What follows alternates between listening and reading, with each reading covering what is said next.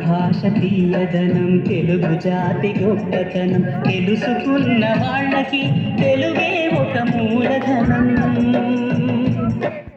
తల్లి తండ్రి నేర్పినట్టి మాతృభాషరా తెలుగు మరచిపోతే వాళ్ళని నువ్వు మరచినట్టురా.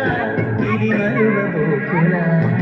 తెలుగు భాష తీయదనం తెలుగు జాతి గొప్పతనం తెలుసుకున్న వాళ్ళకి తెలుగే ఒక మూలధనం.